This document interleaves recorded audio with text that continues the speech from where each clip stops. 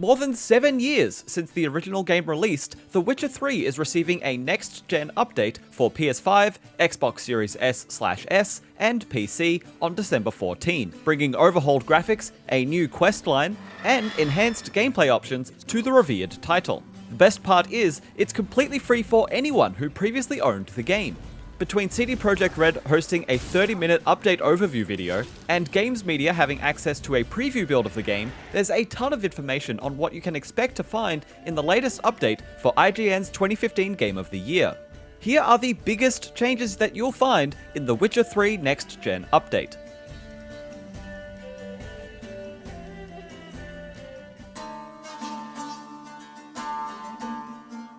The first thing players are likely to notice as they boot up the new update are the upgraded visuals, so let's go over those changes first.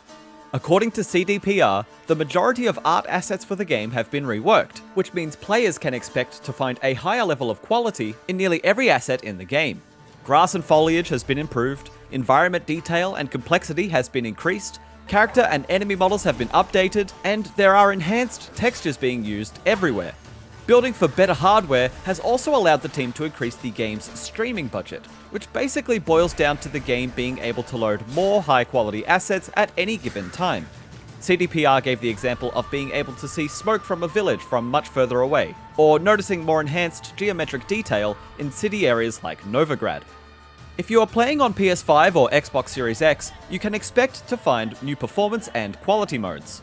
The quality mode on console is much closer to the experience you could have on a PC's ultra settings targeting 4K, and it's where you will find some of the biggest next-gen features, such as ray-traced global illumination, ray-traced ambient occlusion, AMD FSR upscaling, dynamic resolution scaling, and enhanced screen space reflections, all aiming for a 30 frames per second target.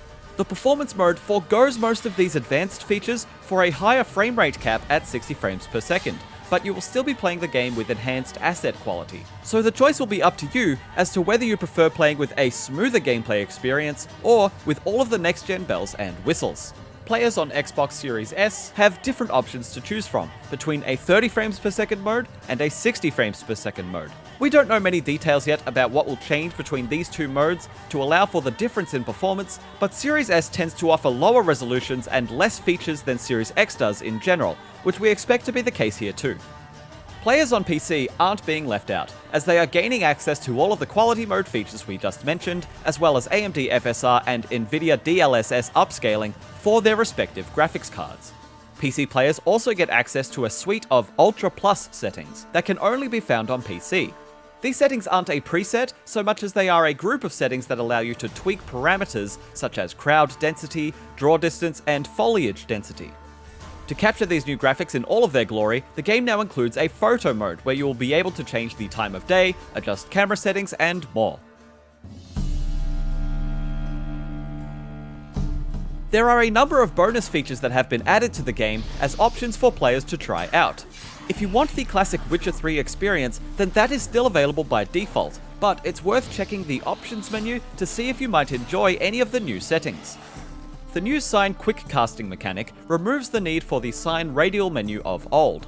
Usually, to use a sign, you would bring up the radial menu, which would slow down time while you make your choice, before exiting the menu and using the sign that you chose. Now, by holding a button first, your standard combat actions are temporarily replaced with sign buttons, allowing you to use any of the 5 signs seamlessly without going into a menu. This is similar to the quick combat settings from Final Fantasy VII Remake, where you can map quick actions to the face buttons and access them in real time by holding down another button first. There are new camera options to choose from in the menus that allow you to bring the camera in much closer to Geralt for a more cinematic over-the-shoulder feel. You can independently set the camera distance for when Geralt is walking, on a horse, or in combat, so you can find the balance for what works for you best. You can now have the minimap and objective description box fade in and out from your heads-up display dynamically to allow for a more immersive exploration experience without removing it from your toolkit entirely. Just press the Witcher Sense button to bring them back if you want to look at them again.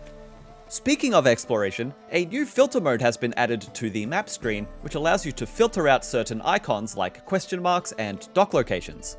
This drastically reduces clutter on the screen, and allows you to treat the map more as a guide and less as a checklist of things to do, which can help to preserve a certain sense of mystery. Players on PS5 have the added bonus of playing the game with new haptic feedback and adaptive trigger implementation of the DualSense controller. You can find this most in combat when you cast different signs, as each one rumbles and resonates differently. And you can also feel Roach galloping through the haptic feedback as well. Come on, Roach.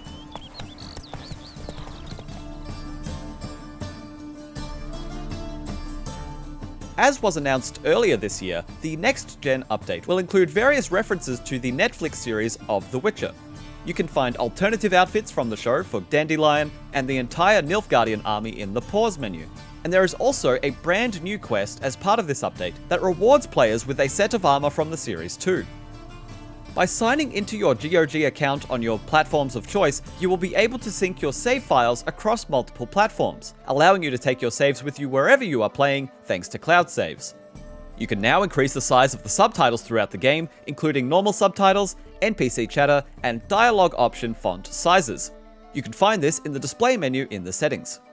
It may seem like a small thing, but now you can pause the game during cutscenes. In the original release, this was impossible, and for a game as long as The Witcher 3, there was undoubtedly some moment where players needed to pause the game during a pivotal cutscene to go answer the door or get your horse off of the roof of the house. Are you going to use the new camera modes or quickcasting sign mechanic, or do you prefer the traditional Witcher 3 experience? Let us know in the comments. For more on The Witcher 3's big update, check out our graphics comparison, or our video on the things that The Witcher 3 doesn't tell you. You can also find our complete Witcher 3 guide, as well as all other things gaming, on IGN.com. What's this postscript? I still have the unicorn? That's private. Very private.